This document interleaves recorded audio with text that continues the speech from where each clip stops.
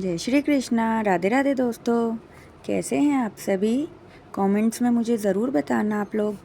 आज हम श्रीमद् भागवत गीता के 15वें अध्याय व उसका महात्म्य का पाठ करेंगे।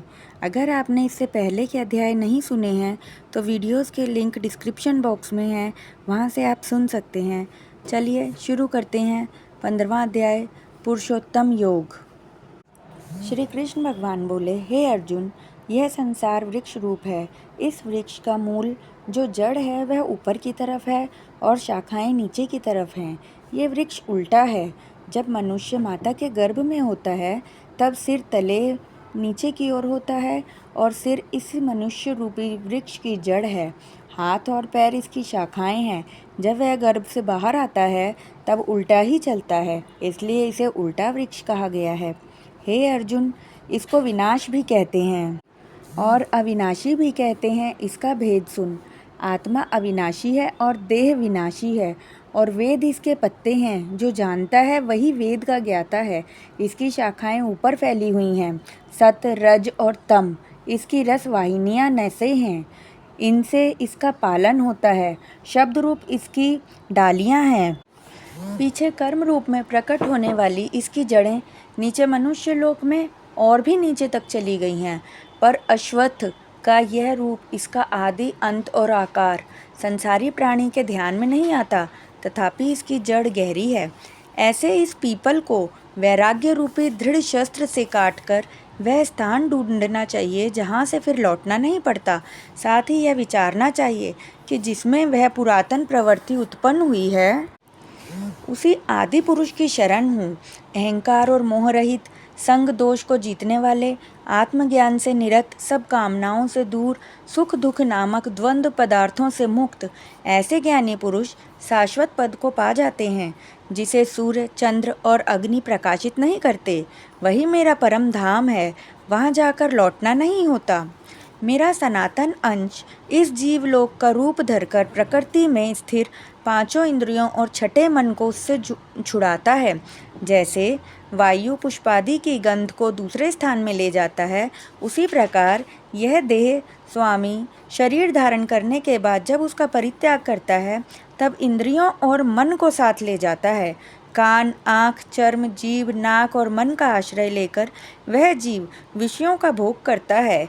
एक देह से दूसरी देह को जाते अथवा एक ही देह में रहते समय और इंद्रियों से युक्त हो विषयों का उपभोग करते हुए इसको मूर्ख लोग देख नहीं सकते, किंतु ज्ञान रूप नेत्र हैं वे देखते हैं। यत्न करने से योगी जन इसे देख सकते हैं, परंतु अज्ञानी यत्न करने पर भी इसे नहीं देख पाते।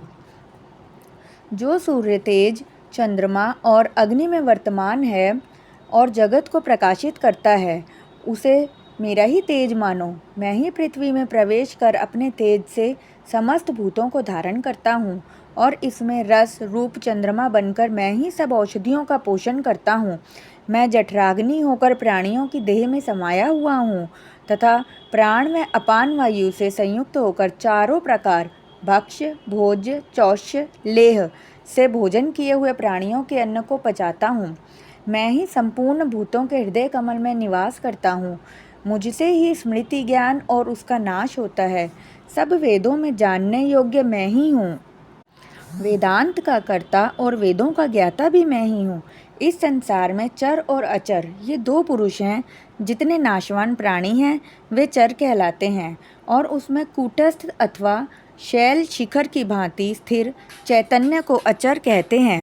किंतु उत्तम पुरुष परमात्मा विकार रहित, सर्वनियताबद्ध, मुक्त, नित्य रूप तीनों लोकों में प्रविष्ट होकर धारण पोषण करता है। वह इन दोनों से अलग है, जिसे परमात्मा कहते हैं। अब इसका महात्मा प्रताप सुन। जिस आत्मा के आँखें खोलने से ब्रह्म से लेकर चींटी तक सबका पालन होता है, यह सब उसी के स्तंभ धारे हुए हैं, उसे पुरुषोत्तम कहते हैं। इसका अर्थ सुन। नाश होने वाले शरीर पुरुषोत्तम से अतीत हैं। दूसरा जो अविनाशी पुरुष उससे उत्तम है, इसी को लोग वेदों में परमात्मा कहते हैं। हे अर्जुन, वह पुरुषोत्तम पुरुष मैं ही हूँ, और जिन भक्तों ने मुझे पुरुषोत्तम पहचाना है फिर उनके लिए कुछ करने को बाकी नहीं रहता। वे सर्वसिद्ध कालों में मेरा ही भजन कर रहे हैं। हे निष्पाप अर्जुन, इस प्रकार शास्त्र वेद मुझको ही पहचाने और समझें और मेरे चरणों में दृढ़ निश्चय करें तो वह निश्चय ही कृतार्थ होगा और मेरे परम पद को प्राप्त होगा। तो यहीं पर 15वें अध्याय का पाठ खत्म होता है। चलिए इसका महात्म्य शुरू करते हैं। 15वें अध्याय का महात्म्य। श्री नारायण जी बोले, हे लक्ष्मी, अब 15वें अध्याय का महात्म्य सुनो। उत्तर देश में नरसिंह नाम का एक राजा था और सुभग नाम का उसका मंत्री था। राजा को अपने मंत्री पर बड़ा भरोसा था, परंतु मंत्री के मन में कपट था। वह चाहता था कि राजा को मारकर मैं राज्य करूं। इसी प्रकार कुछ समय गुजर गया। एक दिन मंत्री ने सोते समय राजा की हत्या कर दी और स्वयं राज्य करने लगा।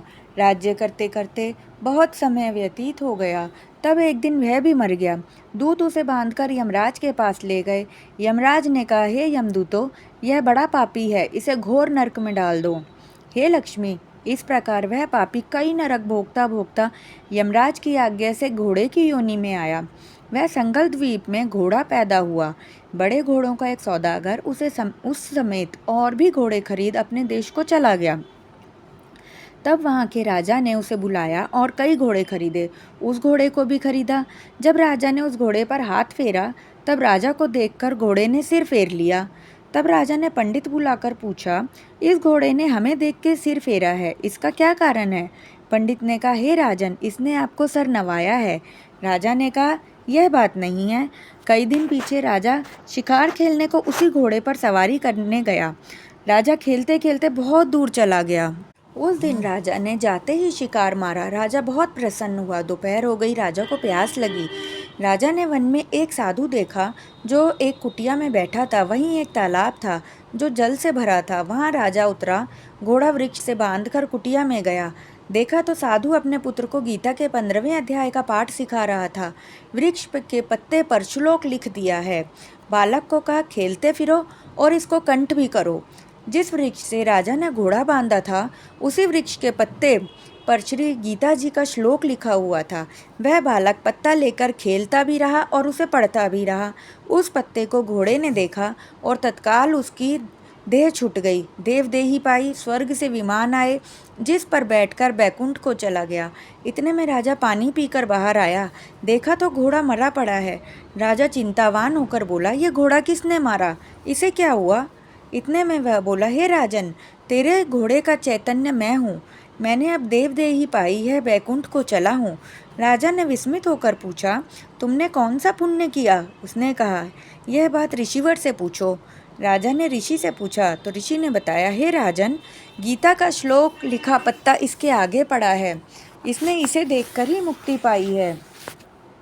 तब राजा ने पूछा, हे ऋषिवर, पिछले जन्म में यह घोड़ा कौन था? फिर राजा ने घोड़े के मुंह फेरने की बात भी उसे बताई। सब कुछ जानकर विद्वान ऋषि ने बताया, पिछले जन्म में तू राजा था और ये तेरा मंत्री। इसने तेरी हत्या करके स्वयं राज भोगा और जब मरा तो यमराज ने इसे घोर नरक में डलवा दिया। नरक भोगते भोगते इसने घोड़े का जन्म पाया और तूने इसे खरीद लिया। सिर फेर कर इसने यही कहा था, हे राजा, तू मुझे नहीं पहचानता मगर मैं तुझे जानता हूँ। यह कहकर ऋषि चुप हो गए। राजा ने विस्मित होकर दंडवत की। पीछे से और सेना के लोग आ मिले। राजा अपने घर आया। अपने पुत्र को राज्य देकर आप वन को गया, तप करने लगा और गीता जी के 15वें अध्याय का पाठ नित्य करता रहा, जिसके प्रसाद से राजा भी परम गति का अधिकारी हुआ। श्री नारायण जी बोले, हे लक्ष्मी, ये 15वें अध्याय का महात्म्य है जो मैंने तुमसे कहा और तुमने सुना। बोलो श्री सच्चिदानंद भगवान की जय। तो दोस्तों, यहीं पे ये अध्याय समाप्त होता है।